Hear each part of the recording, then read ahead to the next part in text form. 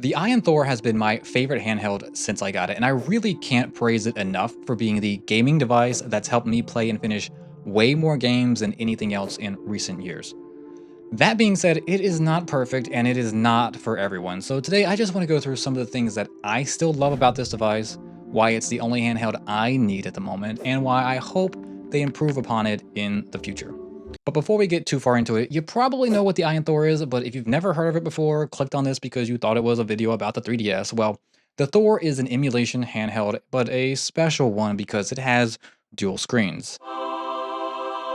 And it's powerful enough to not only play practically every retro emulator on either the top or bottom screen, depending on your preference, but it plays DS and 3DS games in what can only be called the closest approximation you can get without original hardware.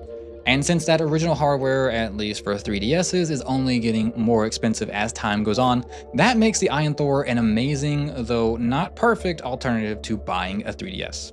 Which is the main reason I bought this in the first place. Yes, I have a 3DS, it's even one of the new 3DSs, so it's the best version of the 3DS, but that doesn't make it the best handheld for me. Especially not right now, because I want to play a lot more than just 3DS games or DS games, or even all the other games you can play on a modded 3DS. But at the same time, I still want to play DS and 3DS games, and that's really not a great option on most single screen handheld emulators. Which is where this thing comes in and really saves the day. Now, since I bought the Thor, it's been my constant gaming companion, and I've really mostly focused on gaming with this thing, but it is perfect for those who like to tinker, like to set up their emulations and their front ends perfectly. But I'm a simple man. I like things that just work. That's why I like consoles. They usually just work. Emulators, not always. And with something like this, well, Android's Android. People love it for its customization. And when talking about emulation handhelds, one of the best customizations comes from front ends. You have your stock Android, which, that actually works fine for me. I don't mind it. No, it doesn't look pretty, and no, it doesn't give you that retro vibe or console experience, but it does work, and that's important. But since buying this, I have tinkered with a couple different front ends, just trying to get it dialed in the way I like, a way that navigates a little better and feels a little more refined. I originally started with Daijisho and still like it a lot. I think it's a perfectly fine front end that's pretty mature. It's been out there for a while. But since then, I've tried Console Launcher, and thanks to someone mentioning it in the comments of another video, I've currently settled on Cocoon. I'm not going to talk about Isu right now, but that's a promising looking one. I guess I will talk about it a little bit. It's currently in very early alpha stages, so it's not really fully functioning. It looks like it could be great. It looks ambitious, to say the least, and I really hope they get the support they need to reach the realization they have for the project, because that could end up being the end-all be-all of front ends. It seems to capture that 3DS vibe and really looks like something an actual console manufacturer might make. And in some ways, it looks like better than what some console manufacturers are making today. It has seen some bumps along the way, but I think it's back on track, at least I hope so. If that's something that looks great to you, you should check them out, maybe give them some support. As far as Cocoon is concerned, I like the layout and look of it, but some of the user interface is just odd, like having to click an unused space to bring up the settings, and then some of the settings menus, well, they just don't feel very intuitive to me. Like, it's just not exactly clear how to do things. It's great at customization. You can set backgrounds to whatever you want, even live backgrounds. You can change up the icons, the folders. You can have individual games on the home screen. You can set this up in so many ways, and that does give it an edge over some others out there right now. And best of all, it does look decent with the dual screen setup, which is certainly an issue with some other front ends on the Thor. I do really like how it shows the artwork, and whatever art you want, you can go in and change it. There's some art you can pull down from the internet, but you can also use your own if you already have it scrubbed. That does make it look really good. It makes it look less like a randomly put together emulator, but it's still not seamless.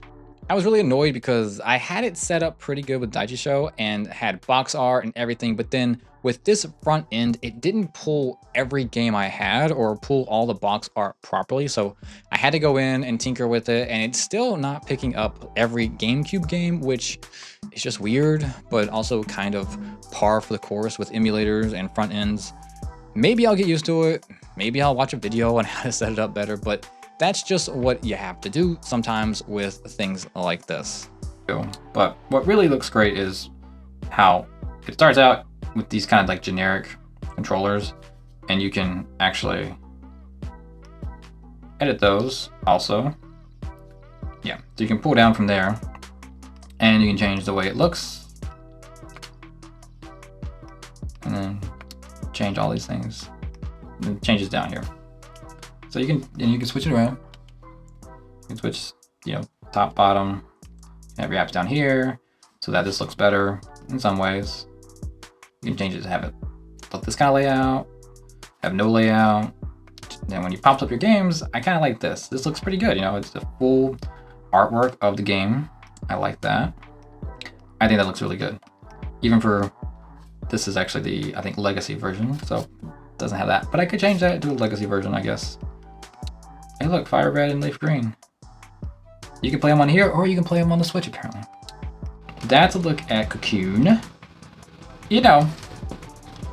It's definitely the best looking front end that I've seen so far.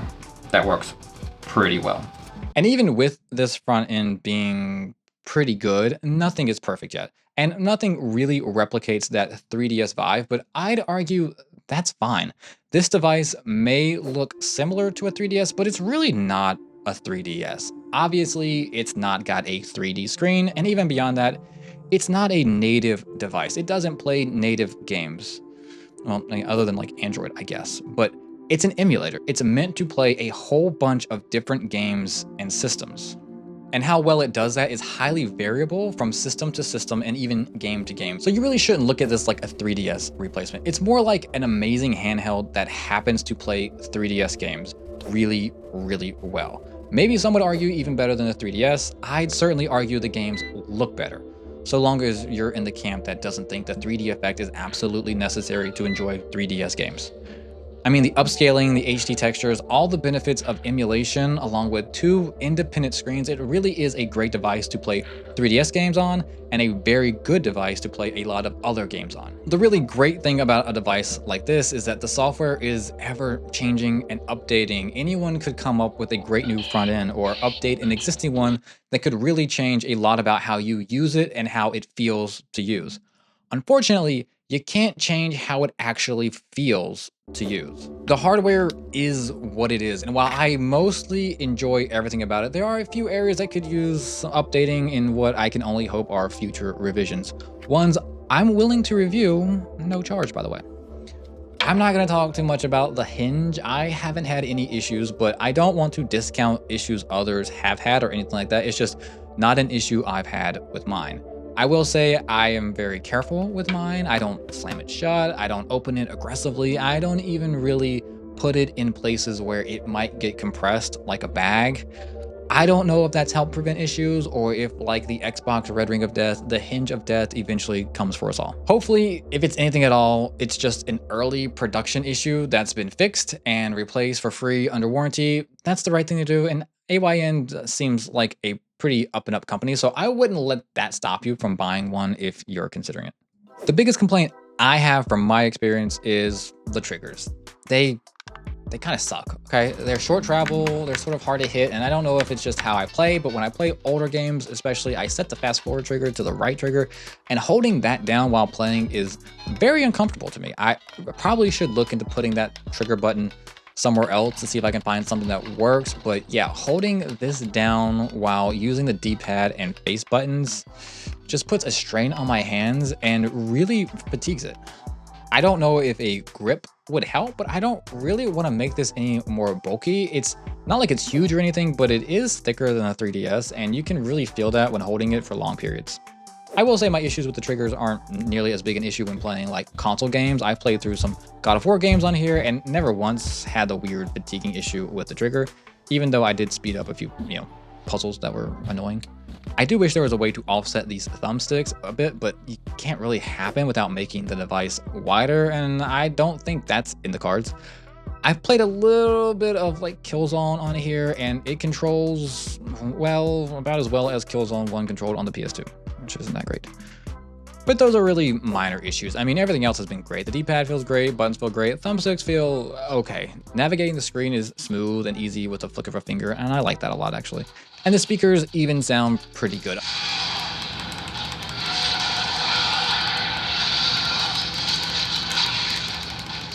A lot about this device screams premium, and it should since it costs like $300.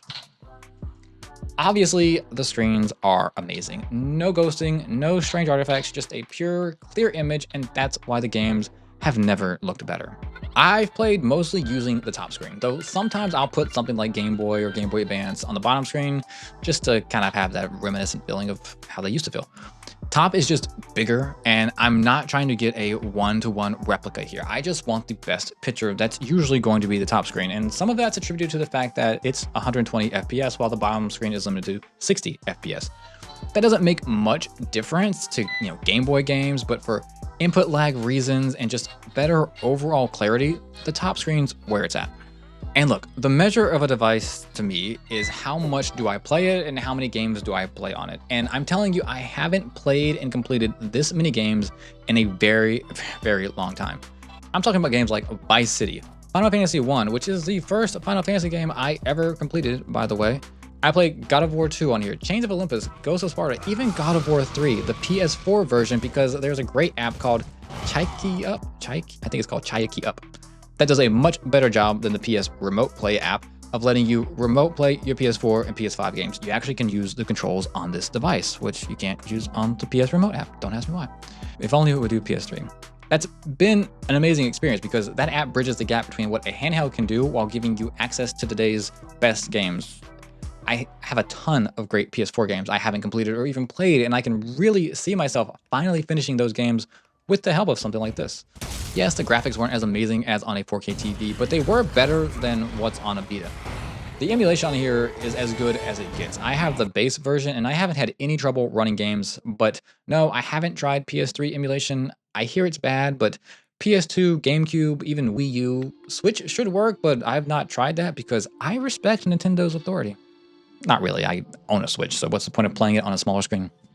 Plus, with access to your Steam games, you can play so many games and systems on this one device with a fairly standard layout that makes them reasonable to play. And even if you have no interest in DS or 3DS games, the Thor can still be a great handheld. That second screen can be used for a lot of things besides gaming. Admittedly, I haven't really used it to its full potential. I don't watch shows or videos while gaming, well, other than yours truly as I try to bump up that watch count.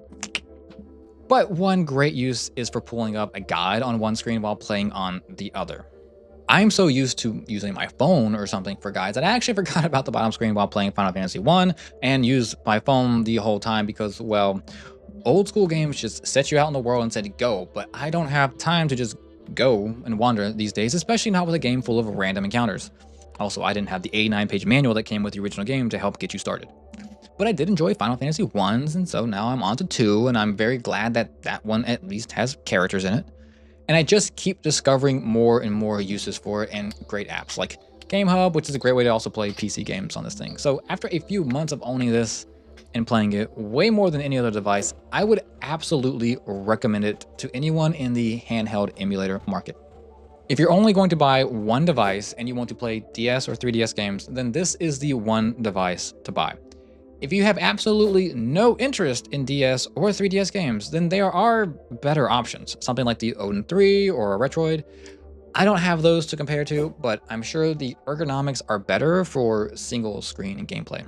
For me, I do enjoy DS and especially 3DS games, and I still love playing Pokemon. There are still a lot of great games on those platforms I haven't played, so this form factor is perfect for me. The size is perfect for me.